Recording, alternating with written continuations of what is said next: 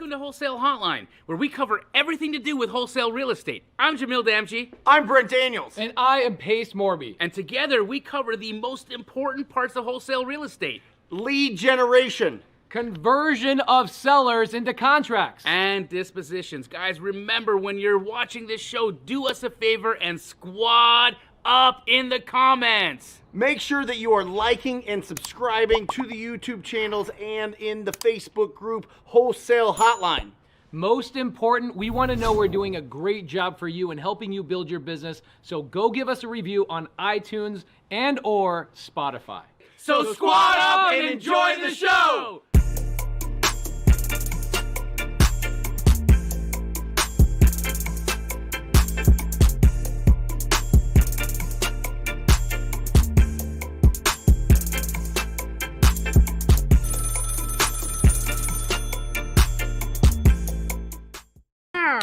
Welcome to Wholesale Hotline number 133. I am Brent Daniels, Mr. TTP. This is Jamil Damji, Mr. Astro, Mr. Keegley, and of course, we've got Pace Morby, Mr. Sub 2. Let me wake up the audience with this quote here. This is from the Almanac of Naval Ravikant, and he says, "Forget rich versus poor, white collar versus blue. It's now leveraged versus unleveraged." Hit me with it, Jamil. What's going through your brain? Leveraged versus... there's so much to unpack there. There's a lot to unpack there. Because when he says leveraged versus unleveraged, that's he gives an explanation. Him writing this book is leverage because he doesn't have to give this talk in front of people. People can read this. He could sell this thousands of times. That is leverage. Using a dialer to make your calls is leverage, right? Squatting up with people that are already where you want to be or on the path of being where you want to be is leverage. I mean, obviously we think of leverage in real estate as loans, right? But there are so many different ways to look at leverage. How about this? How about posting to social media? Oh, yes. You leverage one piece of content into...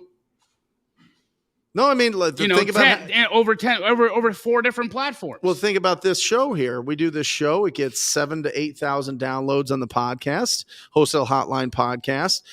It gets thousands of views on your YouTube, my YouTube, Pace's YouTube. That's what we're talking about. But just for everybody out here, this is to get your first deal. We're not going to get off track here, but the difference between leverage versus unleveraged, I really think the seed of that for this conversation is squatting up, is finding people in the comments section of this show, is going out there and finding people that you can connect with and you can bring value to, and you could leverage their experience.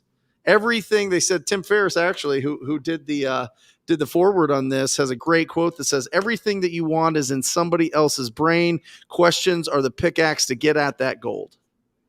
Wow. And here we are with the opportunity. Guys, we're going to open this up to a lot of questions. But before we do, Pace Morby, how we doing, brother? How you feeling? I'm all right. I'm pulling my inner Chuck Norris to feel okay. A little cold? Yeah, just like one of those achy cold things that you just like can't even walk type of thing, you know? Yeah, that's called COVID. Oh, is that what it's called? I don't know. I hope it's not, because you feel okay though. Are you? Has it just been today, or has it been a couple of days? It was a little bit yesterday, like sniffly nose and whatever. If I take like a 20-minute nap, I'm all right. Like I'm okay right now.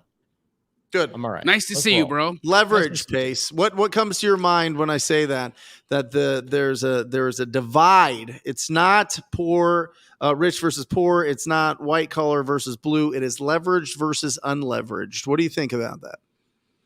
I would say it's one of the cornerstones of success for sure. You know, and somebody DM'd me today and they said, "Hey, Pace, I just made $20,000 assignment. You know, and I've got this other really great deal that I can get into for $5,000 down.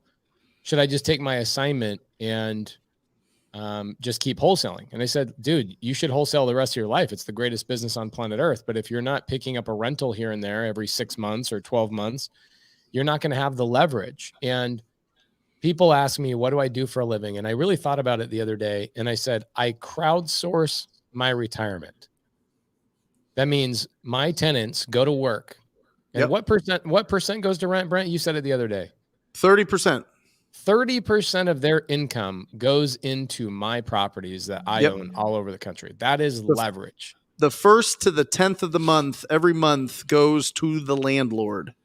So that means all of my tenants are working for me 10 days a month. And so that's pretty massive leverage. The next thing is YouTube. Jerry Norton said something to me about 2 years ago. He said, what I love about YouTube and Instagram and all these things is that I have literally thousands of clones of myself teaching people all over the world.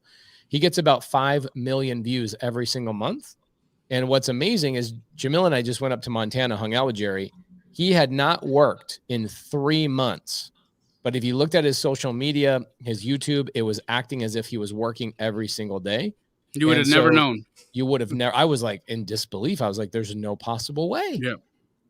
So leverage. Same thing with, what you said with wholesale, right? Cold calling, using software, those types of things to cut down your time and get things done way faster. Leverage is one of the cornerstones of this business. Hey, I also just wanted to give a congratulations to Bobby Canode. He just quit his job today. Bobby is now the host of a sponsored podcast. He's legitimately an entertainer, guys. So everybody wish Bobby farewell and congratulations for his new career. See you, Bobby. Congratulations. What podcast? His podcast, Mediocre at Best. And you want to know the funny thing about it is that it's mediocre at best. You've just been waiting. He's going to get you for that. Come on, congratulations. Hey, what's up, guys? Congratulate Bobby. Yes. My podcast did get sponsored, but I'm not leaving Jamil. He's not leaving me. That was all a joke. That was a joke. But But yes, everybody. I'm so glad that's a joke because my heart sank right through my pants. And I'm sitting here like, I can't say anything. This is a live show. What's going on? Bobby's one of my best friends. What's going on? You about made me cry. I say dumb stuff. But we all want to congratulate Bobby. And guys, if you ever want to, ring the bell for him. And y'all should listen to Bobby's podcast. It's not only is he handsome and pretty impressive on a bike, but it's interesting stuff. He's actually quite hilarious, and so are his guests. So where can they find your podcast, Bob? It's called Canode Knows. Canode Knows. Put that up on the screen, guys. Go give it a listen. Is it on all the platforms for podcast? Awesome. Sweet. Can I answer this question by John here, or at least it's actually talk about the, something that I've been doing? Topic of the show tonight. We have one topic tonight. Tonight is not Q&A. It is one topic, and that topic is how to get your first wholesale deal. So this is perfect timing to lead into what we're going to talk about. I went on the MLS, right? Or Zillow, whichever one. You could do this with either one. But I have the MLS, and I went. So the median sale price in Phoenix is like 450,000. I went for any properties listed under 250,000 single family. If it's listed for 250,000 single family, it's going to be in rough shape. Right? It's going to be in rough shape. So I wanted to go to these listing agents that had these properties that are in really rough shape. And I wanted to have conversations with them. And I filmed this whole thing. It'll be on my YouTube channel and just have conversations with them and see what's going on. Cause I did this a few weeks ago. And at the time they were like staying strong. We don't know what's going to happen with the market. We're getting some offers in. This whole thing, right? Yep. So I'm having a conversation with all of them. All of them were great conversations. I had one with an agent named Sarah, and she originally listed this property for $323,000. Okay, it is now at $240,000 on the market. Yep.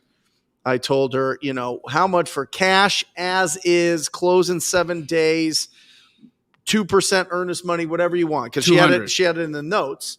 How much? And she goes, well, you got to put together your best offer. And I said, well, I can tell you right now, it's going to be $150,000. Wow. Right? What was her response? She goes, hey, we've got offers higher than that. And I said, okay, are these real offers? Or are these those automatic offers that people are just sending in? right? Because they hit some sort of site and it automatically sends it in, or they build a bot and it sends it in and they put it in at 80% of list price or whatever, 70, 80% of list price. And she's been getting a lot of those offers. They had 5 or 6 or whatever. The owner's been under contract with 3 of them. All of them canceled. All of them backed out. Yep. They're getting frustrated. There's something there. She wouldn't tell me. She was being a great agent. She wouldn't tell me kind of what their true motivation was, but they want to get this thing done. So Friday, 2 Fridays ago, they said, you know what? We're not going to take your 150. We got a $180,000 offer. I said, great. Keep me as a backup. Last Friday, she emails me. They're ready to take your offer now. Right. Well, last Friday, I was surprised. It was wonderful that Tom Kroll came in. It was a big celebration for me buying Wholesaling Inc. And so I gave it to Ryan, my acquisition manager. And Ryan's going to go. And he's like, well, I'm going to try to get it for 125. Get out of right? here. So he's actively negotiating it right now for $125,000. She'll take 150. She'll take 150. We're seeing if there's a little bit more there, because we're seeing stuff on the market, and you're seeing it too. These wholesale deals that all of a sudden are popping up under 200,000 in our market. I got a text today for one in 85006 for $165,000 for a 700 square foot house. Right? Literally 90 days ago, 120 days ago, that would have been 205. Right. It's going fast. So what I'm saying, the whole thing about how to get your first deal, I would find all of those listing agents. I would go and pull up every single ugly house that's listed right now, and I would offer between 30 and 50% of the list price, not even the ARV, the list price on these properties, because all of those need significant rehab, and you can go in there and really start getting some phenomenal opportunities.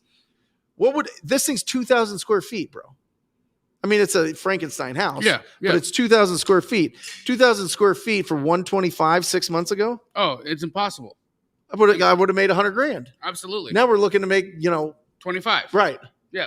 But no, this is what you're describing right now is not only real, but it's happening in every market across the United States. And not only are sellers more open to cash situations, they're open to terms. Right now, I'm in a conversation with a builder who built 10 townhomes in South Scottsdale, and he had brand new. He had listed them all on the MLS at $12 million for all 10. Yeah. Okay. Yeah. They're beautiful, 3-story townhomes, freshly built. Yeah. Never been lived in. Yeah. And right now, we're in a conversation where he's entertaining $1 million down, $8 million purchase price. I love it. Let me know, brother. And seller finance at 4% for the other 7. That's a deal. It's a deal, right? Make it happen. Pretty crazy. I'll get in on that. Crazy. This is what's happening in the world right now, guys. People are having conversations. People are open and ready to negotiate. There is pain in the real estate market, and it's not that we are happy about the pain, it's that we can understand it, and we now actually, as buyers, now as wholesalers, now as creative investors, we have opportunity to go in and actually negotiate to our benefit, where 6 months ago we were literally being laughed out of some of those conversations. So this is very, very exciting to me. This is a huge opportunity. Pace Morby sent me a text message today and said, what are you most excited for right now? And I said, I'm excited for these buying opportunities. There are so many of them, and there are so many deals to be done, so many deals to be made, and our students are killing it left, right, and center. So I love it. For the first time in 10 years, people realize the power of the buyer. For the first time, I won't say that. First time in 7 years at least. Yeah. People are realizing that the value is determined by a ready and willing and able buyer. It's always been there. But the fact is, they get price, speed, or convenience. There's the 3 things that sellers want: price, speed, and convenience. They only get 2. If they want speed and convenience, they got to they got to work on that price. Yep. There we go. We had a celebration. Did you have somebody up there that made 14,000 there, Pace? Yes, sir, I did. Right here, Frank Gonzalez. Come on, Frank. Come on. Come on, baby. Good job, Frank. I love it. Speaking of term deals, I am currently standing next to a notary on a deal. Everybody thought you just left us. Real estate agent couldn't sell this deal, and they had a private money lender already tied up in this deal. I just need to sign once here. Yep. Amazing. So deal out in Buckeye, getting into a deal, literally not even a penny. The private lender's paying for the closing costs, agents getting paid, sellers super happy about it. Creative finance, baby. It's all right now. People are just dumping stuff. It's great. It is interesting to think because 3-4 months ago, we were all kind of thinking like, well, the market's not going to take a dip. Guys, there's 50% less activity right now in the market than there was 3 months ago. Mm-hmm. Like 50%. What'd Evan say? Evan had a question there. It said, Jamil, are you seeing buyers take deals that are listed on the MLS without any pushback, even though they're listed? And Evan, absolutely. But here's the caveat. Deep discount. You cannot be trying to wholesale a property close to the same price that it's listed for. Nope. It won't work, right? So everybody sending deals, anybody that's out there having conversations with real estate agents or doing what Brent just described, make sure that you're getting a significant discount from the listed price because your buyers they don't want what they could already do themselves. That's the real thing here, is that a buyer doesn't want to buy something from you that they could have picked up the phone and called a realtor and done on their own.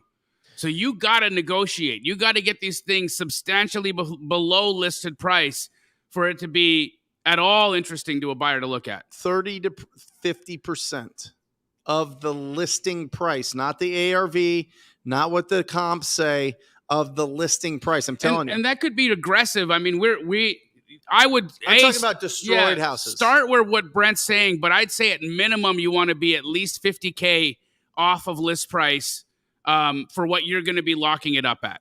At least $50,000 below list price. But of course, start with what Brent's saying. Look at Dominique here. Hey, can I address something real quick? Yep. Rated R. I met him today in Nordstrom. He asked me what I did. And I said, come on to Wholesale Hotline and people will love on you. So guys, this gentleman's name is Ra. He is in Arizona. So if you guys are in Arizona, please reach out to Rated R, or his name is Ra. He sold me some pants today and he's looking to get into real estate. Also, I don't know if Carolyn and Myron are in here, but I just want to congratulate you guys on a 30-unit seller finance deal, 5% down, 4% interest, 50-year mortgage. 50 years. The seller's giving us 50 years to pay off this debt, which is when you go to leverage, how's that for some leverage? Are you on that deal, Pace? I'm 90% owner, yeah. Nice. They when they brought the deal to me, I helped negotiate with the seller. I told them, here's what we've got to do, walk them through the process. Ended up talking to the seller, and then Carolyn and Myron did a great job negotiating the final bit. And I told them, hey, I want to keep you guys on as a 10% owner of this deal. So they now own 30 units in Corpus Christi with me. So congratulations to them. Awesome. Amazing job. Pace, how much are you into that deal for in cash out of your pocket? 5%. So $150,000. So if I went to a bank, amazing. If I went to a bank, I'd put $600,000 down at 6.5% interest with a 10-year loan. This is 5% down, 4% interest with a 50-year loan. Awesome. And what's the purchase price on that one? $3 million. Wow. Well done. 30 units? 30 units, $3 million, so $100,000 a door. They are currently under rented at about $900, but they'll go up to about $1,200 to $1,300 after a quick little renovation. Or I don't even think we need to necessarily renovate them. I think we just need to wait for people to end their term. What happens a lot of times with these landlords is the landlords will, think they're being really nice to the tenants and not raise rents for like 4 or 5 years. Yep. Because they just don't want to deal with the hassle, right? It's the typical ma and pa. And so it gives you an amazing opportunity to come in, raise the rents, and if you decide to do so, probably within 24 months, turn around and sell this for $4 to $4.25 million.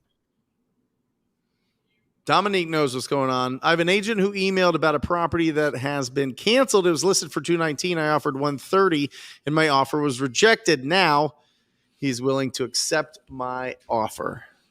Telling you, all day. Like getting first deals, guys. I mean, if you listen, you can go direct to property. Let's get into that. Let's talk about some first deals, right? That was one strategy that I saw that like right away, you can start making calls to these agents and start making some offers and having good conversations with them. And for the most part, I mean, they're not going to talk circles around you. They're going to just have a good conversation with you. And you're able to get some reps in on the phone talking about real estate, which is great because their phone number's right there. They're ready for your calls. House is listed. Watch the video that I put out. I think it'll be Thursday, and get some tips on how to open up that conversation. But for the most part, you just want to ask if they have any current offers, if it's still available, and then build the conversation from there. How would you go about getting your first deal in this market? I love that approach. I think that beyond what you just described, the on market. One of my favorites again is calling agents and seeing what they have coming in their pipeline that hasn't been listed yet. So those juicy direct to seller off market deals are always going to be the crown jewel, right? That's the crown jewel of what we get from real estate agents. And so of course I'm going to be doing that as well. But again, right now, especially with what we're seeing, if you are very talented, or at least building a buyer's list, or if you have some sticky relationships with buyers right now that are looking, because there's still lots of flippers that need inventory. Yeah, they may or may not be as bullish as they were a few months ago, but they don't want to lose their crews. Here's something that I've been hearing from a lot of fix and flippers right now. They are keeping their crews busy, even if it means breaking even. Even if it means breaking even for the next 2 or 3 projects, just so they don't lose their people, because it is so hard to find good talent. And so they just want to be able to get in, keep the guys busy, keep projects flowing so that they don't lose those folks.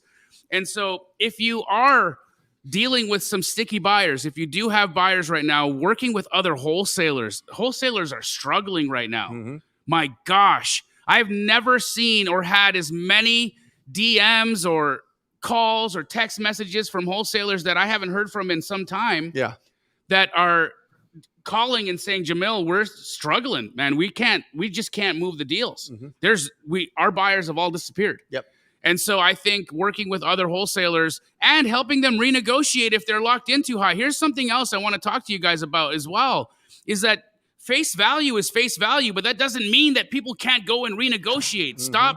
Stop just giving up because it's not working with because they might be under contract in too high right now. It's always worth the conversation to say, hey, look, sellers are they are expecting that people are going to be renegotiating right now. It's happening. Yep. And so if you aren't taking advantage, especially if rather than canceling a deal, do your best to try to get it done. And if that means a renegotiation, that means a renegotiation. It's just part and parcel for this type of market condition. And how long should they be putting their escrows at and inspection periods? I mean, I haven't changed those numbers yet. I think that you should always have at least 10 days in inspection period. Yep. You should at least have 2 weeks to 30 days for a close of escrow. I haven't seen those adjust as much as, but sellers are open. We're going 30, 60. 30. Wow. Mm-hmm. Here we go for Justin, I think. Why I would have a problem with 30 to 60, and you may disagree here, and that's great. Yeah. But I think a close of escrow that far out, you have more risk of your buyer putting down EMD, committing to the deal, and then not performing in 60 days than if the close of escrow is in 2 weeks. 100%. So that, to me, that's a little bit more risky to extend the COE. We shorten it once we sell it. Got it. We just need more time to sell them. Got it. That's it. Yep. And we have that conversation with the seller. We're not your buyer. We need to go out and reach out to our network and find a buyer for you. We're going to wholesale this. We're going to assign this deal. You can have these conversations now that you couldn't have a couple years ago because they were like, close now yourself with your own money. Show me all, you know what I mean? Yep. It's a little bit different. Yep. Not everything. I'm just seeing that kind of creep back into it. Did you see who he blocked? Yeah, I don't. What's that? What was that person saying? I don't know. Which Oh, there one? he is, Justin. Lame. All right. What's he saying? Something nice? Always. You gotta love it. So what I did is I threw in the StreamYard link in the side chat. If you guys have a question, there's actually a couple of people have some really great questions, like how do I wholesale a deal? Andrew Zizzo says, Pace, are we doing a live Zoom tonight? Yes, I'm doing one tonight for new sub 2 students. It's not something I normally do, but I've been having fun doing it the last couple of weeks. So yes, we will be doing that. If you guys have a question, come behind the scenes. We'd love to chat with you. Jasper Son's got a question. Jasper, Hey. I think your question was, how do you avoid shiny object syndrome regarding what? I'm so sorry. So that's another question, but I actually have a question on a lead. Okay, you get to choose one question tonight. Okay. Yeah, Okay. then I'm not going to do the Jasper, shiny object one. I love Jasper. I spent a lot of time with him in our private Zooms. In the last probably 2 weeks, I've answered maybe 10, 15 questions for him, which congratulations to him. He just made his first $9,100 wholesale deal. So good for him. What do you got for us tonight, Jasper? What question do you have for us? Yeah, so I'm currently JVing with Jason Lombardi on this, but I just have a general questions about like a portfolio lead. So this is a tired landlord who wants to sell all his 13 properties, but I'm getting like a kind of feeling where he doesn't really like. He was telling me to look up all the addresses for his houses, so I did that. So he's making you do the dirty work. Yeah, basically. And then another thing was he was just giving like general price ranges for the different houses he has in different areas. And, he wasn't really into, going in deep dive and going into like the conditions of the properties, because there's like 13 and he's not going to tell me the condition for all 13. What is your advice? Like, what should I do in this case? Okay, so Jasper, we've talked about this ad nauseum in sub 2 and actually on YouTube lives. If you had to rate this guy's current motivation level 1 to 10, what would you say it is? Maybe like a 3 or 4. Okay, it sounds like it's more like a 1, maybe a 1.3. Mm-hmm. Okay, it's not a 3 or 4. The 3 or 4 is you lacking other leads, convincing yourself. It's called one-itis. You know this. You just close the deal, so you're hungry for the next. I totally get it. What I would do is I'd say, hey, and very politely, this is something you guys have seen me do on seller calls so many times. I would tell the seller, hey, I'm so sorry. I've got so many other sellers worried about what's going on in the market right now. I need to hurry and keep on in contact with them. When should I follow up with you? Is there a time where you're sorry, I'm a little bit sick. So I would ask the question of, is there a point in which you're planning on making a decision? Is it 2 weeks, 90 days, etc.? Because I'd like to just follow up at that point and pull back.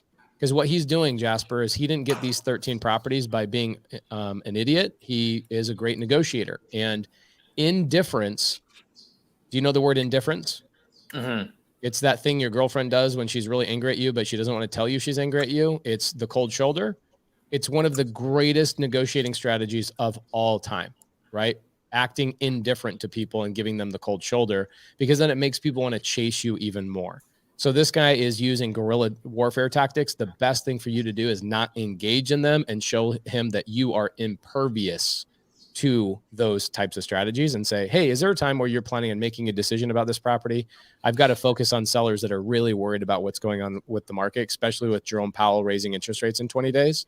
I really got to hurry and focus on those. It doesn't sound like you're really that motivated to work with me. And throw that right on him very confidently, planning on him walking away.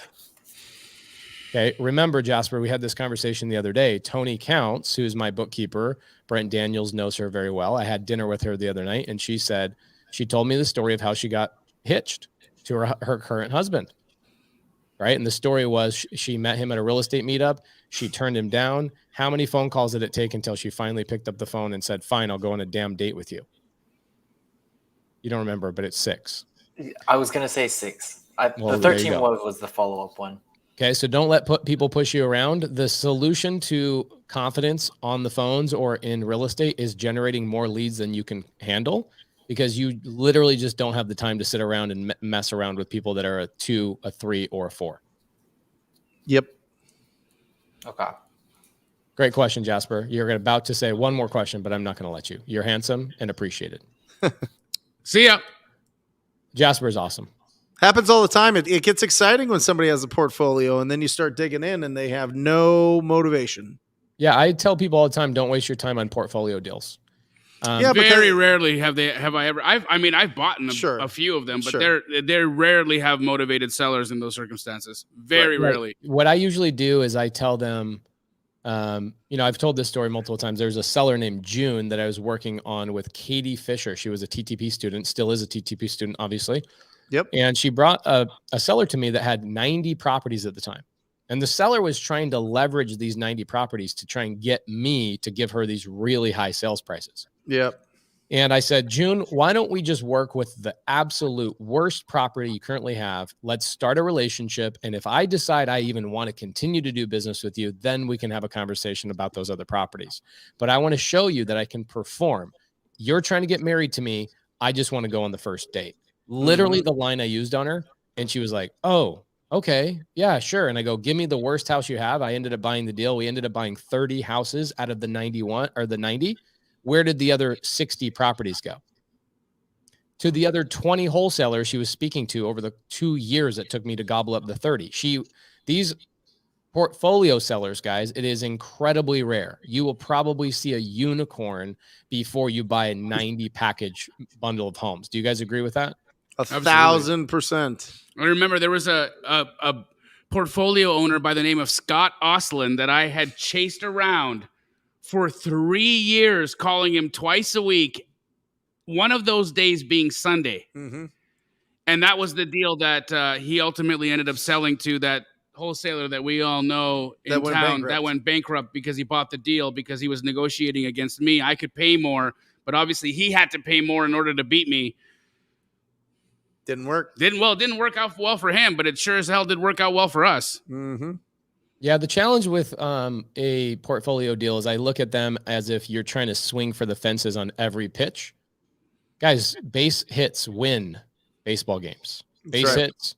Now, if you get a triple, you get a double, you get all those things, great. And if you hit the occasional home run, great. But stop trying to go for the home run. Go for the base hit. Be strategic and don't let these people push you around and throw you these curveballs and don't get suckered for them. Sellers with portfolios are intelligent, okay? They acquired real estate. They know the lingo. They know the process. They know what their houses are worth. They're not knuckleheads. These are not just people living in their home. These are people that are also investors that know more than you. So just say, give me the worst one you have. Let's go on our first date and maybe we can go on a second. Let's get a woman up here. Chrissy, how you doing, Chrissy? Come on, Chrissy. Hello. Hey. What do you got for us, Chrissy? So peace. I know on Sunday service yesterday you spoke on a divorce in Florida situation.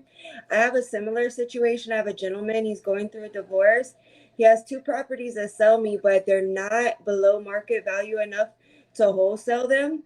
Okay. So I asked him if he was open to sub 2, and he said yes, but then when he spoke to his accountant, he said that his accountant told him he can't do that, or he's gonna have to cut her the check. I mean, he would have to cut her. He would have to cut her the check in a cash situation. Why would he have to cut her a check through the other way? Have they gotten a divorce decree? No, he hasn't started it. Okay, so his accountant. Here, you guys, I'm going to tell you something. I'm going to make myself big right now. Most CPAs, most accountants are making $40,000 to $60,000 a year. And I'm not trying to be rude to this demographic, but most of them don't know what they're talking about. They know how to work Peachtree accounting, maybe QuickBooks, and that's the extent of their knowledge. This guy is saying that he's going to have to, the accountant is saying that the seller is going to have to write a check to his ex-wife, except they haven't actually filed divorce and there's no divorce decree. Nobody can tell you what you're going to do with your properties, especially if you own them and your ex-wife or your soon-to-be ex-wife is not on them. The only person that can make that decision is a divorce judge. That's it. It's not until you actually have the physical divorce decree that anybody would know that. So this accountant is speaking so out of turn, it's incorrect. It is absolutely embarrassing, to be honest. And so part of me wants to call this guy, Chrissy. Yeah, that's what I was thinking. Like, he has 2 properties to sell. Okay, so let's ask the question. Does the homeowner this guy you're talking to, let's say his name is Tim. Does Tim own them only in his name, or is his wife attached to them as well? No, his wife is not on the deed. Okay, so his accountant has no right to be giving advice based on this. Accountants are bean counters. Okay, this is not a tax strategist. This is not a divorce CPA. This guy has no experience in any of this stuff. It's his CPA. So either way, it doesn't matter. CPA, bookkeeper, to me, It's they're not all the same. attorney, right? No, No. it's just Talk to the attorney. And at the end of the day, too, Chrissy, it doesn't even matter what his attorney thinks. The person who is going to make the final decision is the judge in the divorce. Okay. Okay, so here's what I would do.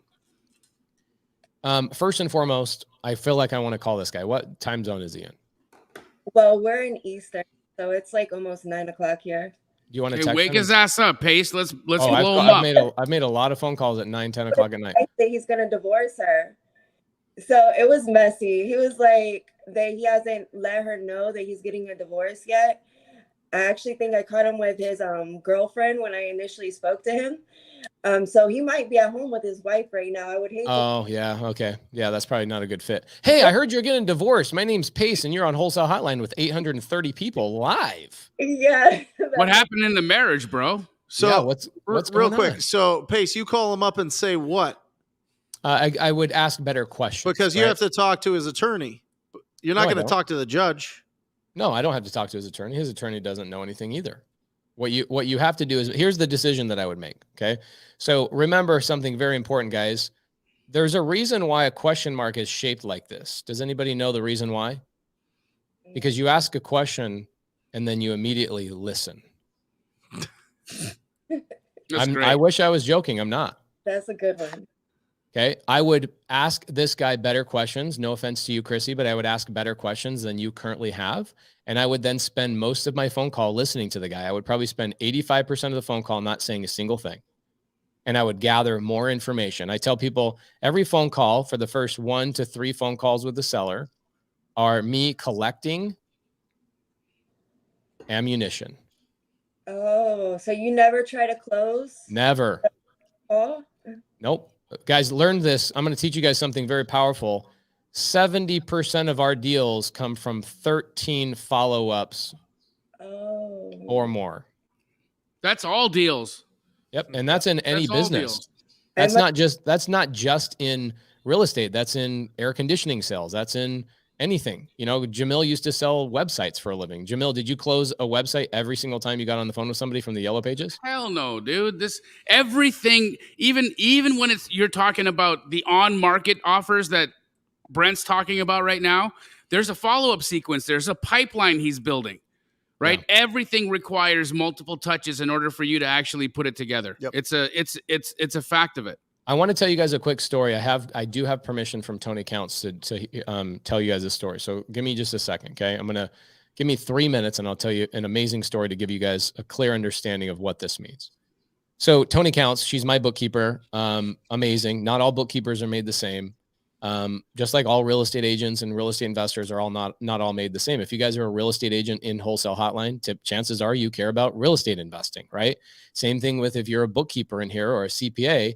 I'm not trying to be rude to you. I'm just saying for the outside 99% of people that are out there not trying to better themselves, most of them are just bean counters, and that's perfectly fine. Here's something I learned the other night. I'm at dinner with Tony Counts. You guys have seen her. She's been on the show. She's been on Sunday Service a handful of times. And I said, how did you meet your wife or your husband? She tells me they've been together like 27 years. I go, how did you meet him? She says, I actually used to be a real estate agent. We used to put networking events up together in Michigan. He comes to one of them. I give him my business card. He then calls me a week later and tries to take me on a date. I said, ew, dude, are you kidding me? Like, I don't go to these real estate things to date people. And she hung up on him. How many of you out here get a single no and you quit? Okay, so here's what happens. He quits. They don't get married. They don't have grandchildren. Just kidding. Obviously, that's not the story. The story is he calls the following week. He goes, I just want to check in on you, see how you're doing. She answers the phone politely, and she makes the decision she's never going to pick up his phone call ever again. Over the preceding 4 more weeks, he calls once a week at the same time, reliably, consistently. Okay. And on the sixth phone call, this is what happens. She looks down at her phone. She just got through a really rough day. People in her personal life, people in her professional life were not being consistent with her in her life. And she looks at this guy and she says, this stranger is the only thing I've been able to rely on in the last 6 weeks. And she picks up the phone. They go on a date. And she doesn't even understand this. She tells me at dinner the other night, she goes, honestly, Pace, I don't even know why I picked up the phone on the sixth time he called. I go, I know exactly why you picked him up on the phone, because he was the only person that earned that date or earned your respect, earned your trust. Everybody else in your personal life, your professional life was, being inconsistent, etc. And so I got to ask you guys, if you are your sellers that you are calling and following up with, if you guys are your real estate agents that you're calling and following up with, and you call one time and that agent doesn't have a deal, or you call a seller that says, I'm not really interested in selling today, but maybe in a couple of months, but you never call them back. One, they're never going to remember you. And number two, ask yourself this question. If you were that seller, would you sell to you? Sellers want to work with people that are professional, consistent, persistent, and show up. So if you don't even have the gall to show up and call, you don't deserve to be in any business. Forget about real estate. You don't deserve to be in any business. You need to earn your sellers' trust. Your sellers need to get to know you. Again, write this down, 70% of my deals come from 13 follow-ups or more. 13 follow-ups or more, 70% of them. Okay. Now, you guys need to understand this. There's a lot of people that have met their wives this way, that they were just consistent and persistent and they earned that person's respect. And so you have to ask yourself this question, everybody, are you being persistent with these sellers and following up? Now, Chrissy, I'm going to tell you something. Yeah. If you have not called this seller 13 times, then there should never be a single thought in your mind that this is not a good opportunity for you. Okay. Okay. Not a single one. Some of the best deals I've ever done were deals that were sent to me $1 million overpriced. Same thing with Brent. Same thing with Jamil. They come back around. They come back around. It is crazy. And what will end up happening to you in this business is you will be in this business long enough to look back on this moment and go, holy crap, Pace laid out $50 million in education just in a 4-minute time span. Is that your deal? Don't ever chase your deals. Chase consistency. And what will happen is those deals will come back to you over and over and over. Jamil, how many times have people sent deals to you at Keegley and you guys say, no, it's not a good fit, but we would be a good buyer at this. And they show back up on your desk a month, 2 months, or even longer later? Every day. Multiple times a day. Would you say that that's at least 50% of your deals are people that are coming back a second time around? Well, yeah, because, if you're looking at the deals that we do with wholesalers, especially when they're fresh out the gate, and they've learned from, wherever on YouTube, and they haven't really understood how to price things right. And they're expecting, I'm going to make, $100,000 on my first wholesale transaction. And so they come in with a price tag that's above retail for their, potential wholesale deal. You've got to just be honest, right? And you got to tell them, hey man, there's no way this thing is ever going to sell anywhere remotely close to this. And they usually, we'll end up get the little dance. Oh, that's really because I've got buyers right now that are really close. I just wanted to see if you and I could do a deal because I like you. Yeah. Right. So, Chrissy, really great question. This is one of those deals that you have to follow up with. This is not going to be a deal you close in the next call, the third call, the fourth call, etc. Right. Right. So what I would do is you've talked to him probably a handful of times, maybe 3 to 4 times. I would start spacing out his time frame. Who knows? Maybe this guy never gets divorced, right? Maybe he never goes down that road. Now, I did talk last night about executory contracts. So yes, you can go that route and buy the property without the wife or ex-wife knowing, because he is well within his legal rights to sign upon his own behalf. That's what I wanted to know about. Okay. But that's a high level creative finance. I'll talk about that maybe again next Sunday. Go back and review what I talked about last night on last night's episode where I talked about executory contracts. But yes, you can buy properties without somebody else in the party knowing about what's going on. And the deed does not technically change. In Arizona, it's called an agreement for sale. In other states, it's called a land contract. Some states, it's called a contract for deed. Some states, it's called a bond for deed. There's literally 30 different names for it, but the umbrella term for it is an executory contract. It's the same way you buy a car. Okay. So for example, Chrissy, do you have a car loan? Yes. Okay. Who holds the title? Do you have the physical title or does the bank? The bank. Okay. So the bank's the owner or you're the owner? The bank. Right? Nope. The bank is just holding the title for security. Your name is actually on the title. You are the owner of that title, but the bank is not going to release that to you until you finalize the transaction and you execute the final penny, which is why it's called an executory contract. You still have to execute that contract. So they hold the title in their offices as security against your default. Okay. It doesn't mean you're not the owner. You are the owner. You have ownership over that car. You can fart in it. You can paint it. You can sell it. You can refinance it. You can do whatever you want with it. Right. Right. That's your car. So it's the same thing with this guy, is that you can work out what is called an executory contract where you have legal ownership of the property, but the deed is held in his name as a security measure against his wife finding out that he sold the property. Creative finance is amazing. So it just kind of depends on what you want to do. What I would do, Chrissy, is come into Sunday service so I can break it down even further on Sunday, and I'll help you out. But just follow up with the guy, and remember, write this down. Say 13 follow-ups before I even make a single complaint. I wrote it down. Okay, perfect. All right, thank you. Good job. Great question. I freaking love Wholesale Hotline when we can talk to the people, you know? Ooh, Dan Quijano. Hey! What's up, bro? Wow, Mr. My Quijano. man. We can't hear you, bro. You gotta push your thing, man. Hold on. There he is.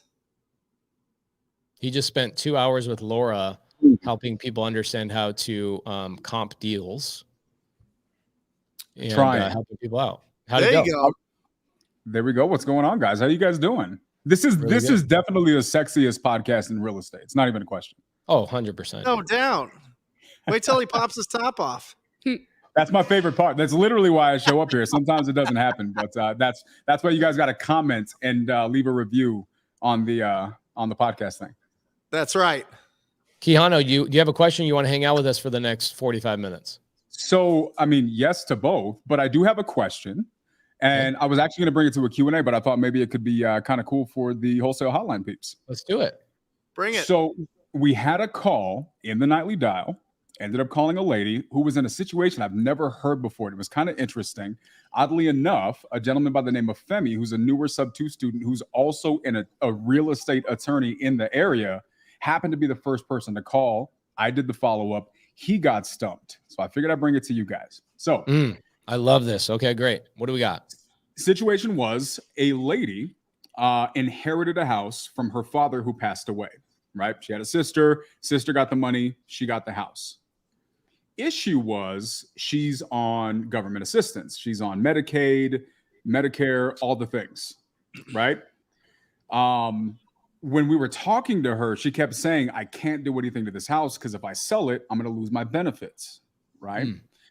But I was confused at how she got the property in the first place. So we ended up getting off. Femi, the attorney, ended up calling the 8 offices. It happened to be in his area, just worked out that way. And essentially what the 8 offices said was that she was never supposed to receive the house in the first place. But because she did, she's in this weird situation where she has this house that she can't sell because if she sells it, it risks putting her in a situation where she loses her benefits.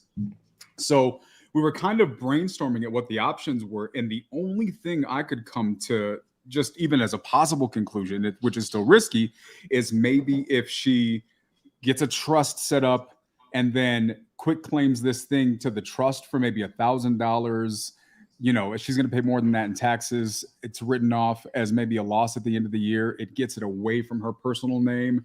But so she doesn't have to worry about her losses. She doesn't have to worry about gains on this thing.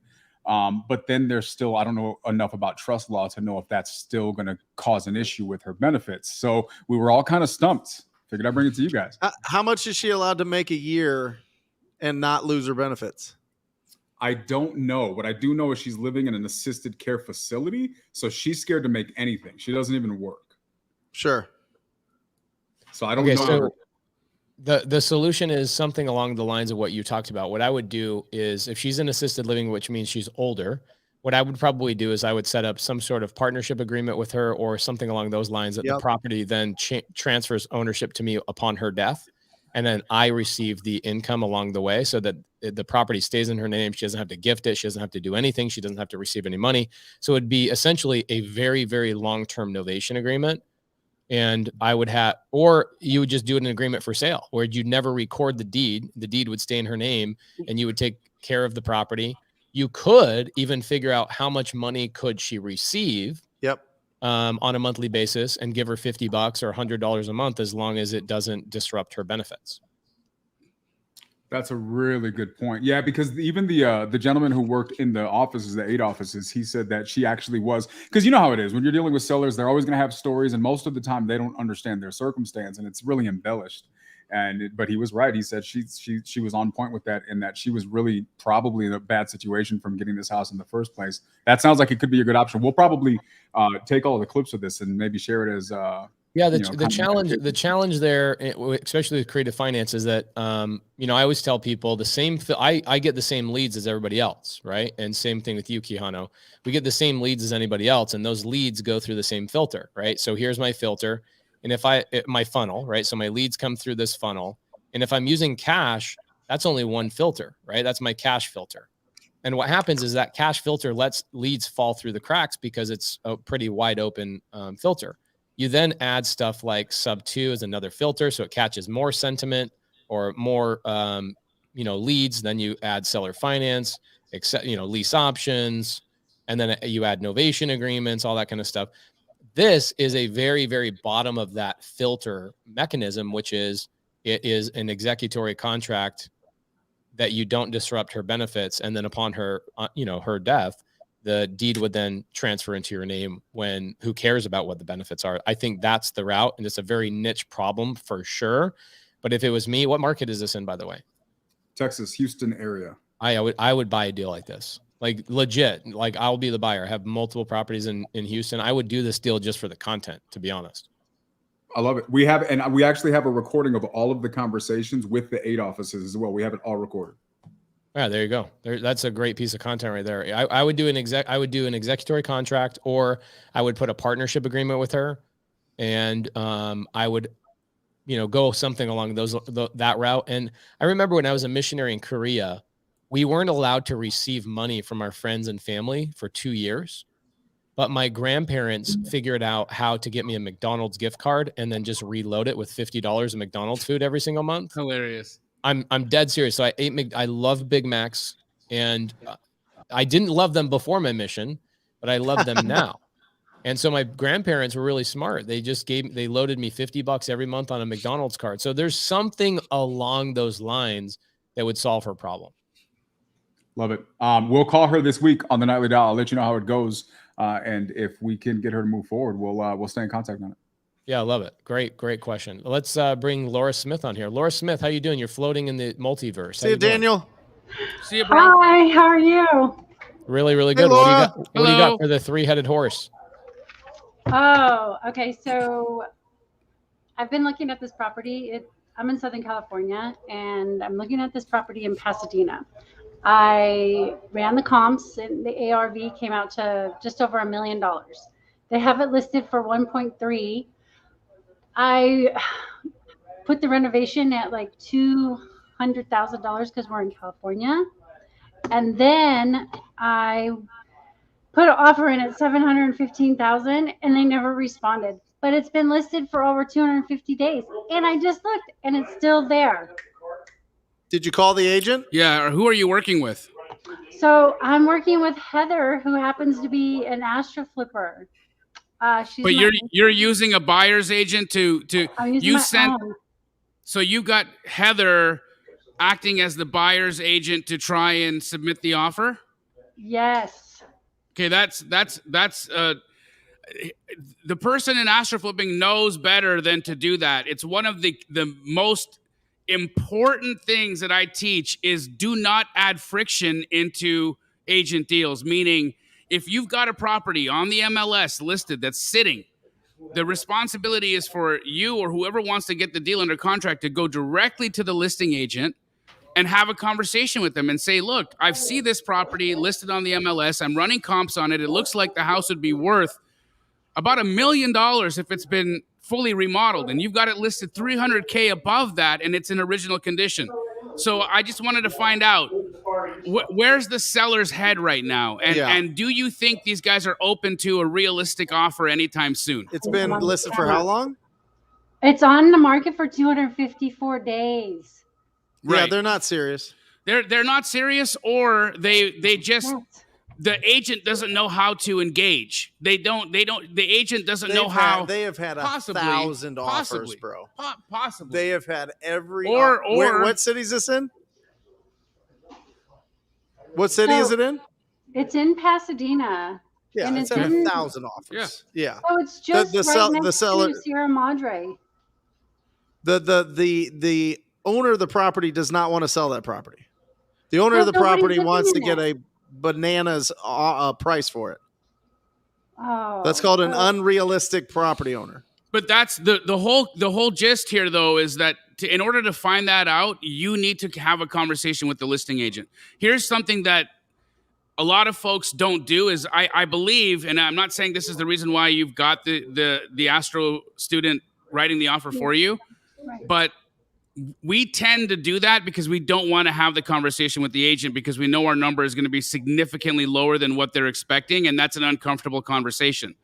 But just imagine that you're the listing agent, and all of a sudden you receive in your email just this blind offer that with no conversation, no communication leading up to it, and you're supposed to go out on a limb and have a conversation with your seller who you know has unrealistic expectations and may fire you, and you might lose the listing because of this completely out of the blue, almost half of listing price offer. And you expect that they're going to actually pick up the phone and have that conversation? No, I see your point. So that's the reason why. What's the address? I have Let's call it right now. Huh? I have it right here. All right, keep going. So I think that I don't understand. This is what I don't understand, because this is more of a liability for a homeowner now with this house just sitting vacant. Number one, because of the squatters in California that have more rights than the homeowner. Yep. And number two, I mean, why would you not just get rid of? Why are you listing it at the price that would be turnkey in that area? So I think the fact is that this realtor doesn't have control in this situation at all. The sellers are 1,000% driving the conversation. They're driving the price. This realtor is doing what 90% of realtors do, which is just post and ghost. Okay. She put the property on the MLS and she's praying for a call. Praying for a call, praying and praying, hoping that some complete vegetable is going to buy this property because the numbers make no sense. Yeah, you got a number? Yeah. He's calling. I'm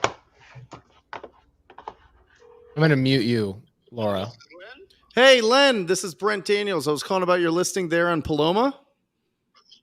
Paloma, yeah, you're calling from a long distance, my good man. I'm in Phoenix, my man. Well, I've got good family. We just sent some people your way. So, yeah, it's a weird one, Brent. Are you out here at a specific time, or are you just kind of looking long term? No, I've got a good friend, Laura, that lives out there. She's been looking at this property, and we're investors. We're trying to give you a good, solid offer on this, and just trying to see if you have offers, if you've been rejecting offers, what's going on with it. No, it's kind of like in stasis. What happened is we had a squatter in there for a year. We got her out. Then she filed a lis pendens. And that's what we've been kind of dealing with, Brent. It's kind of a crazy thing. And they already have a judgment against her and everything, and she's just trying to milk it, So it's vacant, it's ready to go. We're hoping to have that resolution here, we said about middle of September. It could be any day, though. So what I'm going to do, if you don't mind, to send me an email, that'd be great, too. But I'll just keep your number and call you when we have resolution on this end. So are you just holding on to this until you get that resolution? Oh, yeah, it's going to sell. It's real sad. We have 3 errors, they're in the 40s, 30s, 40s, and they just can't do anything because of that list. And in this crazy market, it's just nuts. But it is wide open. And if you want to just send me a proffer or just an email demonstrating that you're interested, I'd be happy to make sure you're when we do get that result, that we give you a call back. Yeah, I just don't want to waste your time, Len. I mean, I know that this property's been on almost a year, and I'm sure you've had a ton of offers on it. Do you know what they've rejected so far? So I'm not just spinning our wheels. Kind of been stasis. We've got some. We had one at 1.3. We had that one's kind of seasoned though. We've got a 1.12. We got a couple of cash right over $1 million. So it is wide open. So you definitely let's put it this way: as much as we pay for paper these days, it would be worth just to do it if you like, or if you want to just hang on. But like I said, you've been in this business long enough, probably to know out of sight, out of mind. So if you want to send me an email on interest, and I will save your number. This is your cell, I'm assuming. Is there a reason they didn't take the 1.1 or 1.3?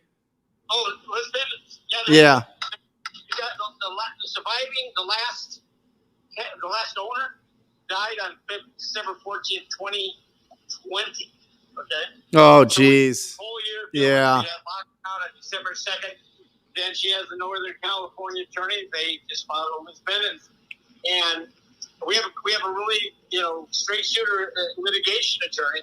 Yep. As he points out, it's just crazy how slow justice is these days with the way the courts have been. So takes a while. Yeah, but you know what? We're not going to let anybody get stuck with it. It's going to be a free and clear deal when we get there. So good. Is there a reason it's still on the market, not just like temporary off? Just collecting offers? Yeah, you know what? Because, it's people get the story and, I've got a few tracking it, but you know what? Over time, they find something else and then you never hear from them. So it's all good in that regard. And, it's one of those things where somebody's going to end up with a great property. And if it's just completely cash as is, we get it closed and everything's done. Where would we need to be at? Can we get under 800,000 on this thing? Well, if you put that in front of them, it could be the last man standing or the first man standing. It's really a tough call because I don't have a vote in the what do they say? I don't have a horse in the race, but once we know that they're out, I'm just going to notify people that have shown interest, and that would be you in the court. Yep. Some of the cash that's going to go to the top, the front of the line with some others. So yep. Yeah. So good. Awesome. Amazing. I got you, Len. I got you saved in here. Thank you, buddy. See you, bud. Bye. Amazing call, bro. Really, really good call. What did we learn from that? That was freaking awesome. We learned everything. Laura, what did you learn? I actually, oh my gosh, that was valuable. You asked about the property. You asked what was going on with the property. You let them talk to you. You asked questions that led into answers. Was amazing. And it's just I didn't have any script. It wasn't anything. It's just asking the questions. It's just sounded like you've talked to him 1,000 times, right? Yeah. But now you see the power you see the power in picking up the phone and going direct to the listing agent. It is the way to go. The whole idea that I'm going to insert another person into this that's not building any rapport, that's just blindly sending offers to people. I mean, that is how you do not get responded to. Right. So let this be a lesson to everybody watching. What does that mean specifically? Are you saying, Laura, did you go and get a buyer's agent to go represent you on this deal? I did.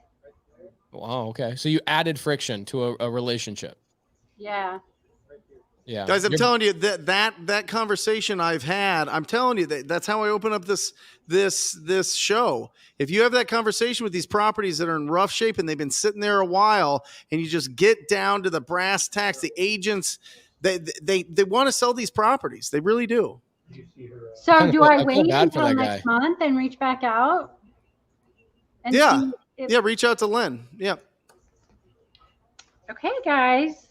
Great stuff, Laura. Great stuff. I have more too. I'm so excited. Amazing. There's an unlimited supply right now. I'm telling you, just go out there and find these properties. I mean, I just literally looked them up on Zillow, did a Google search, and called them. You know what I mean? Like, this is not. There's no budget. There was no budget there, Laura. Right. You know what I mean? You didn't pull your debit card? Pace. I What? think Christian's waiting for me to get a deal for him. Oh, Christian Hernandez? Yes. Good. That might be the deal. And by the way, I have the master here next to me. Making sure I covered all the bases. It was so fun listening to that conversation. Really, though, like Right. Listening to the way that the guy was talking. Of course, talking in circles. Yep. Okay. Very little of what he said. Parts of it made sense. I love the fact that he fessed up that there was a squatter in there, and that had to be something that they had to deal with. But there's still it's not lining up as to why this property is listed on the MLS, while it's got all of these legal situations going on with it, and that they're not accepting offers at this time. That's not true. It's not true.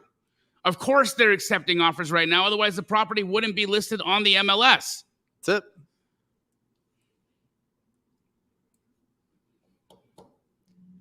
Daniel Elias says, can you wholesale a house without any money?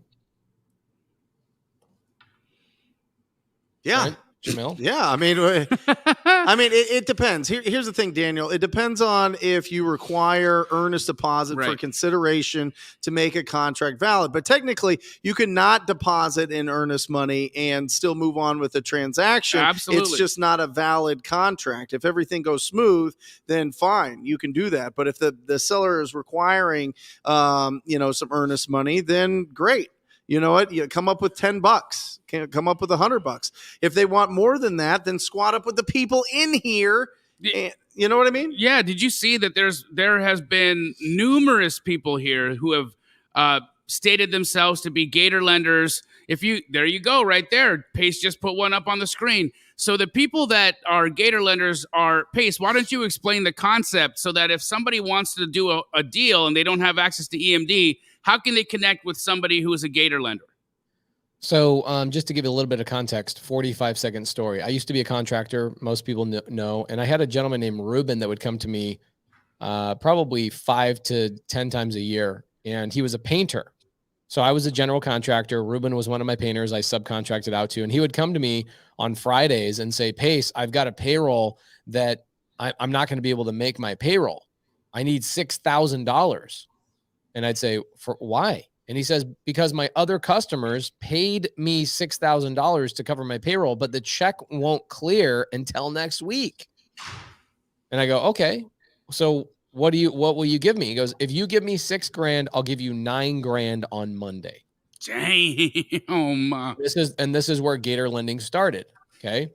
So, and this is why we have about 1,000 Gators in the tribe, people that have gotten about $5 million in business lines of credit over the last 3 months to lend money to you guys. Okay. So the process of Gator lending is if I run into a deal and the agent says, yeah, we'll do this deal with you, but you need to give us $5,000 security deposit or earnest money. And you don't have that $5,000. Well, everybody that has a Gator emoji in their name right now has that $5,000. Okay. So I created the Gator tribe so that you guys specifically never have that excuse of not having money for earnest money. And a lot of Gators are currently doing double closes. They're doing loan sponsorships. They're doing all sorts of creative things to get people money where they need it. So there you go. Eric says he's got $100,000 in Gator money. Get him, Eric. So there you go. How can you be a Gator lender? Go on my YouTube channel and just type in Pace Morby Gator lender, and it'll teach you. There's 3 videos on. It teaches you guys that stuff for free, for the most part. All right, we've got some good people in the back. Sheldon How you doing? Hey, Good, man. How's it going? Really good. What do you got for us tonight? So I got this house in Connecticut. It's on 12 acres. The seller is letting it go for $450. He has an agent. Contract with the agent is like 6 months long or something like that. But the catch is he's willing to let it go to me for $360, $370. And the other catch to it is he has to wait for someone to basically die before he gets into a retirement home, and then he could sell. So he basically has nowhere to go. He doesn't want to go rent another property or anything before, and have to move twice. So I'm not really sure how to approach this. 12 acres, for $360, $370 in Connecticut, it's a pretty good deal. Okay, and he can't sell it because he doesn't have anywhere else to go. And even if you gave him all the money, he needs to go into like a retirement community or basically pass away, and then he'll sell it, right? Pretty much, yeah. Okay, couple of things that come to mind. I could be completely wrong. Jamil and Brent might have some different ideas, but the first thing that comes to my mind is go outside of the box. This is an outside of the box property and an outside of the box situation. I would go find an assisted living facility that is, I've done this twice, where we wholesale a property to an assisted living facility, and the cash that goes to the seller allows them to stay for that property until they pass away. So the assisted living facility comes in, buys it, renovates it, cleans it up, and they let him stay in the property as a tenant, and then they operate it as a business, letting him stay inside the house. Wow. That's a great one. I never even thought about that. Well, that's why you come to Wholesale Hotline. I've done this twice. One of them I owned for a year and a half after I figured out the business model. We ended up selling it off to a doctor group, but the other one we wholesaled to another doctor group, and they kept the tenant in there. As far as I know, the person who sold the property to us is still in that property and is currently living off the cash that we gave them in the sale of the property. Okay. Pace, in that circumstance, is there any time buffering that needs to happen from when, say he closes and it starts becoming a fully operational assisted living facility? Is there a period of like turning it into an assisted living facility that would require him to leave? And should he bake that in, or should he preemptively know that and maybe have a place for the guy to go for, like, say, the 15 or 30 days that might be happening? Is that something for him to think about? It would take about 6 months to get something licensed, fire sprinklers, insured, and then staffed, because an assisted living facility is not just a rental, right? Jamil and Brent and I know this. It's a business. An assisted living facility is a business. So you can't go and start a McDonald's without a hamburger flipper, just like you can't start an assisted living facility without a nurse, dietitians, etc. So the business that you end up selling to, the doctor group, typically they have 10 or more houses. So they're pretty well equipped and staffed, but they still have to go through licensing measures, and they have to get insurance and all those kind of things. What we did is the person that we bought the property from, they stayed in one wing of the house while it was renovated, cleaned up, and prepared. And then when that side was done, they flipped to the other side and they did the other renovation, which was like a remaining 10 or 15%. And they were able to never have to leave the property in that process. So that's something that I would approach it as, and find by the way, you know how easy it is to find assisted living facilities? It's ridiculous. Like, if I could show you in 2 seconds. What city is this in? This is in Connecticut. Connecticut. Well, that's a state. It's basically a city. Yeah. What city? Columbia, Connecticut. Okay, Columbia, Connecticut. Perfect. No, Columbia, Connecticut. My bad. Connecticut assisted living. Okay, and you're going to find how easy this is, and just like what Brent did, that was gangster. So you guys make sure you guys tell him how gangster he is. That was super gangster, just getting on the phone and asking the questions. This is the same thing. I'm going to share my screen, show you guys how simple this really can be. Okay, I also will do this a lot of times on LoopNet.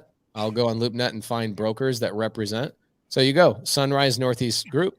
Okay, so we got these, look at all these facilities already in that area. Okay, so these companies Colebrook Village, Beckish Senior Center, Sunrise Northeast Group. See how they're called a group? Or you'll see a lot of, there you go, homemaking services, community companion homemaking services. These companies typically own anywhere between 5 to 10 properties. Look at all them. There's a lot of them. So these are the companies that you end up wanting to go with and have a conversation with them. You just got to pick up the phone and have a conversation with them and say, I've got a property. I can sell it to you guys. It's off market. It's going to require a creative solution. They're going to come in and they're going to ask you guys they're going to ask you a question. The question is going to be, hey, what do you got it locked up for? And you'll say 360 to 370. And they'll go, that's not low enough. In order for us to keep that tenant in place, we need to buy that at 300. Okay. 100% of the time, I don't care how good of a comper you are. Same thing with me. I don't care how great you are at anything. The only person that determines the purchase price is who? Right. But it's also, hold on. Who's the person that determines the purchase price? It's the only person. It's the same answer for the rest of your life. Who is the person that will always determine the purchase price? Is it the agent? Is it the broker? Is it the bank? Is it the appraiser? Is it any of that stuff? Who's the person that makes the decision on what the purchase price should be? I'm guessing I am. The only person in your whole life is the buyer. The buyer determines the purchase price. Your comps mean, I'm going to tell you guys something magical. Write this down. Your comps mean nothing until you have a conversation with a buyer. They mean nothing. That's an exaggeration. They're a good guideline to get you down the right path. But I see so many people, Jamil probably sees this way more than I do, people locking up deals because they're sitting there relying on YouTube algorithm or YouTube education to comp a deal. They go get a seller under contract for $360,000. Then you go to an assisted living facility who actually is the buyer that would stroke the check. And they come to you and they go, hey, Sheldon, we would buy that deal at $290. And you go, crap, now I have a problem. Right. For me, in my business model, I always go to the buyer first. Okay. Privy's amazing. PropStream's amazing. Batch Lead's amazing. MLS is amazing. The only comp that will ever matter to me is what the buyer says they'll pay. So I already spoke with the seller. Great. Doesn't mean you can't talk to the seller. It just means before you get the seller into a contract, you need to go talk to some buyers and say, hey, I've got this thing. I'm negotiating it. Where would you guys need to be so I can go negotiate this? Because it requires a very special circumstance. Right. Sounds good. I like that. I'm going to tell you right now, it's the only way to do it. When you're brand new and you don't know how to comp. Now with Jamil, myself, Brent, people on my acquisition team, people that get more experience and you've got deals under your belt, you'll get to a point where you can confidently go get a house under contract. But in your first 5 to 10 deals, I'm going to give you guys the advice of don't ever get a seller under contract until you've actually spoken to a buyer, because you don't quite know what that buyer is willing to pay. You don't want to be in a situation where you have to backpedal on a seller and cancel the contract. Especially in a very unique property like this. Okay, because the more custom, the more unique a situation and property, the harder it is to sell that property. It's a reality. It's that, every time I get a text from somebody or a DM from somebody that says, hey, Jamil, I got one for you. There's no comps. It's a very unique. It's not like anything else in the area. And then my response is, then why the hell are we talking about it? This shouldn't even be something that you should be spending your time on, because this is the number of buyers that are going to be available for a deal that unique and that custom. So what Pace is saying is absolutely right, because if there's one guy or one group or a very, very limited number of people that would have any interest in this thing, go line them up.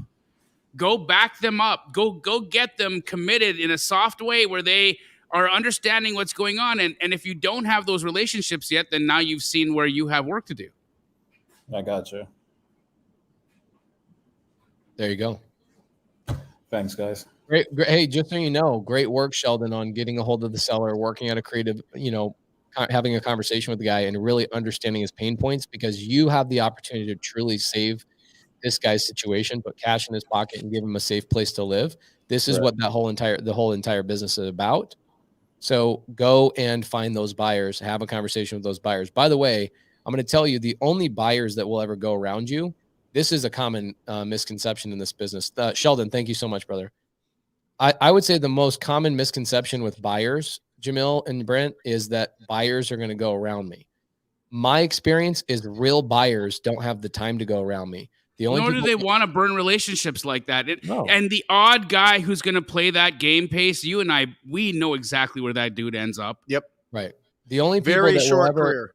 The people go around you are wholesalers. Okay. People that are scrupulous and they don't care. And there's that type of person in every business, not just wholesaling, not just fixing and flipping. There are scrupulous people, but the one person I've never had somebody go around me is an actual cash buyer that doesn't have time to do lead generation. A real cash buyer, not a hybrid of part wholesaler, part fix and flipper, but a real fix and flipper.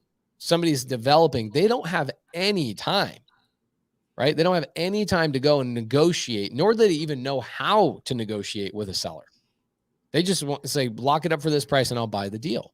So a lot of times I see people go, I'm not going to reach out to the buyer. I'm just going to lock up the contract and then blast it out on an email. And then, Jamil's advice is freaking, he's a warlock. Jamil is a freaking warlock. He's a magical warlock.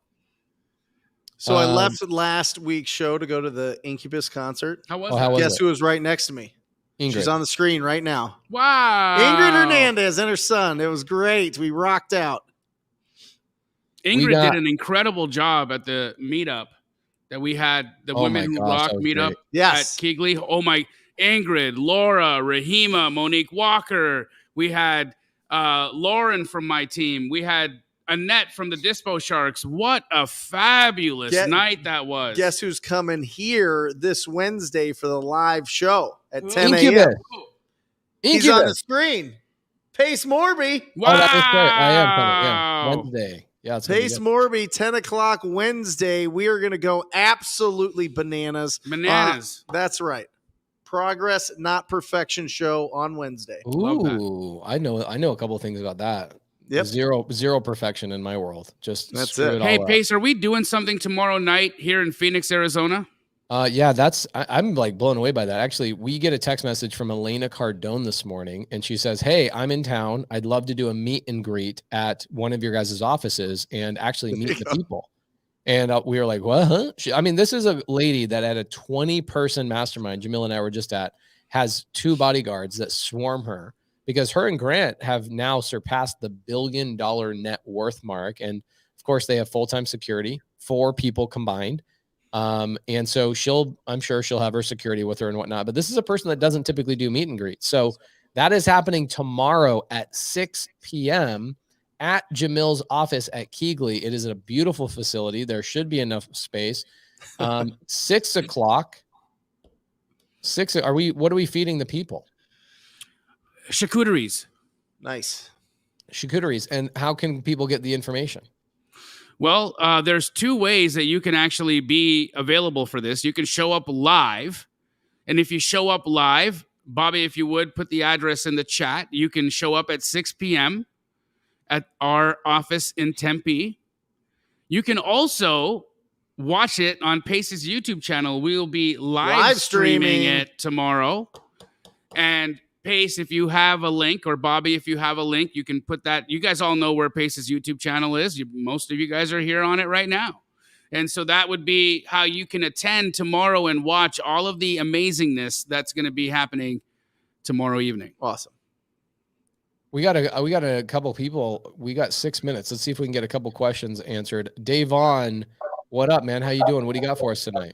Hey, what's going on, guys? Hey, what's cracking?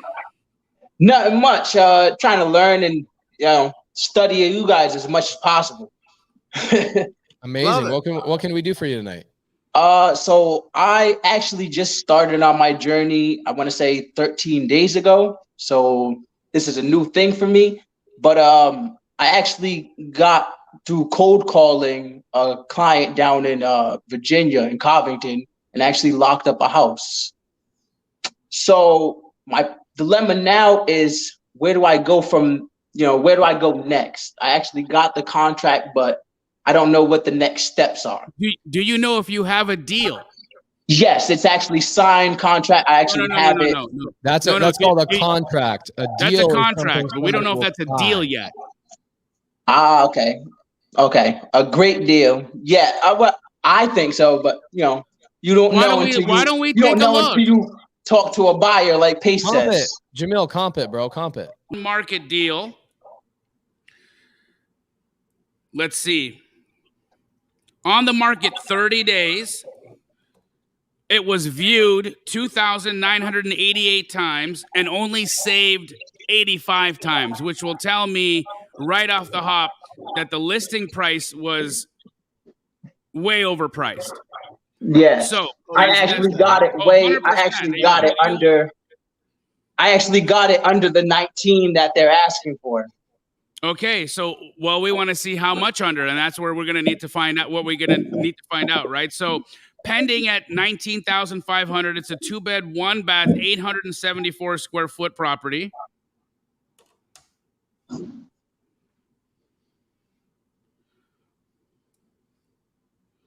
Very little nearby in terms of sold properties. Almost no comps. There's like no comps. Everything is old and old. Yeah.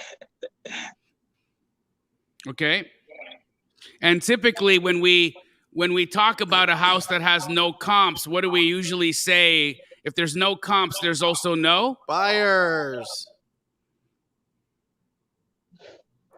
Now, looking at what properties have sold for in cash in the area over there, historically,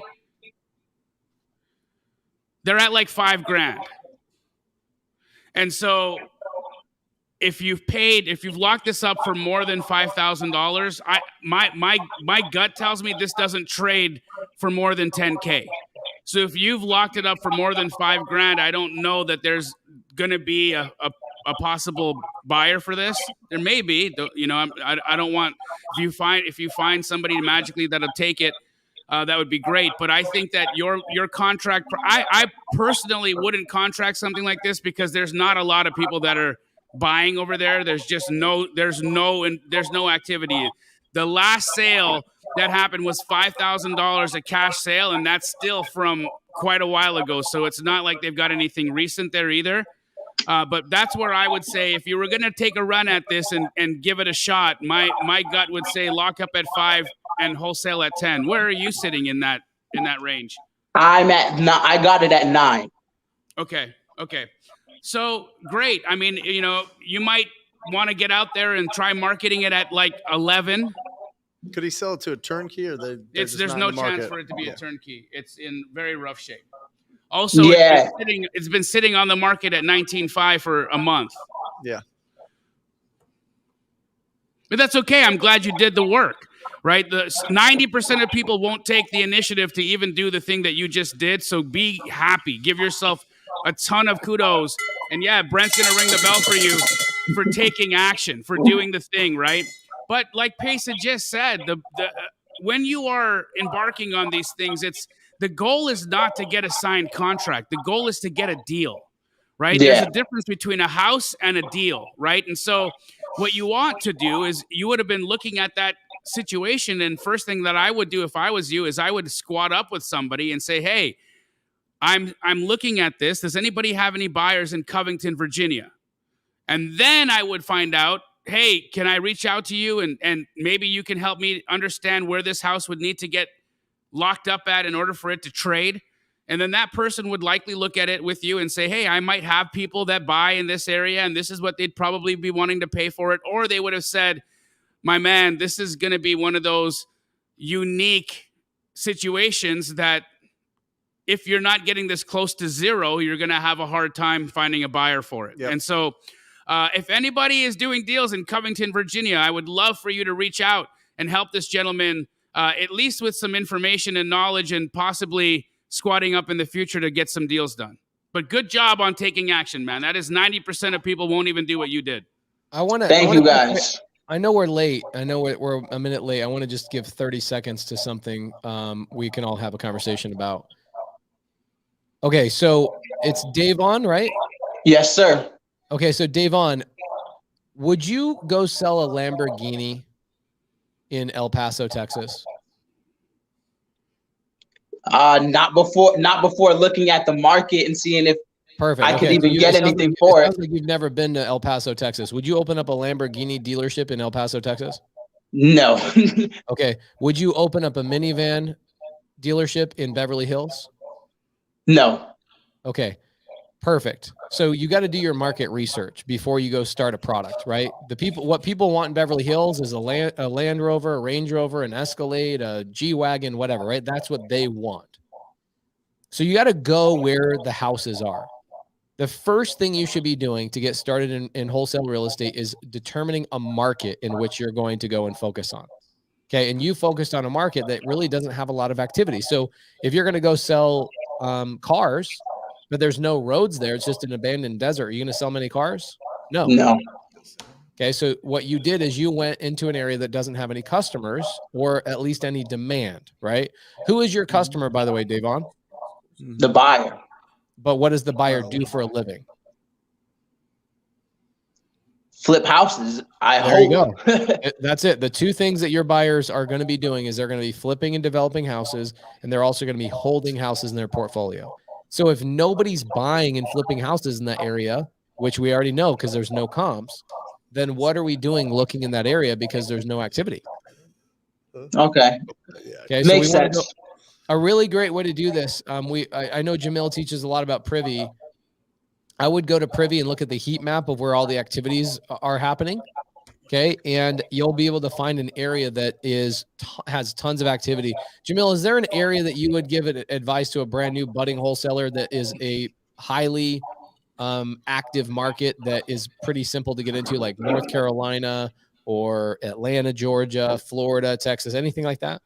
I mean, all of the markets that you just said right now are absolute fire. I think that you want to, if you're going to be looking for a market to choose to wholesale in or start your real estate investing career in, these are the things that I'd be looking for. First and foremost, does it have a population of 500,000 or more? Second, do you have market knowledge? Are you familiar with the area? Do you know the neighborhoods? Do you know the streets? Do you know what's busy? Do you know where it's popping? Do you know where they're doing redevelopment? So I would want to understand a little bit about what's going on there. Third, do I have people there, or am I located there? Is it easy enough for me to get a buyer or would somebody be able to open a door for me or take pictures for me out there? So do I have human resources in the area? Is there possible dispo wholesalers there? So I would be looking forward to the presence of Keegley or Net Worth or New Western to see, are they there?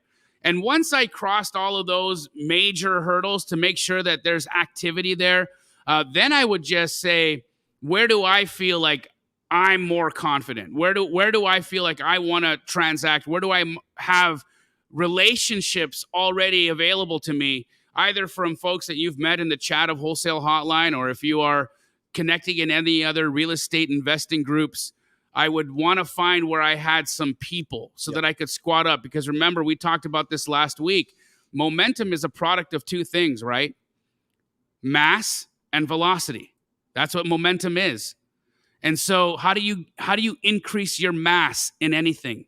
You add more people. You squat up. That's what gives you more momentum, is more folks. And then how do you increase velocity? You freaking go. Put in that work. You put in the work. You charge, hit the gas. Baby. That was great. You're like a scientist. Amazing. I am a scientist. I love it. Awesome. This was amazing. This is a great episode. I love bringing this is great. We need to bring people on more often. Remember, it's not rich versus poor. It's not white collar versus blue collar. It is leveraged versus unleveraged. That's our show today. Join us next week. Join Pace and I Wednesday, 10 o'clock. Join these guys tomorrow if you're in Phoenix for Elena Cardone. We love you guys. See you next week. Or just say squat up. So squat up and enjoy the show. Yeah. Yeah. Okay.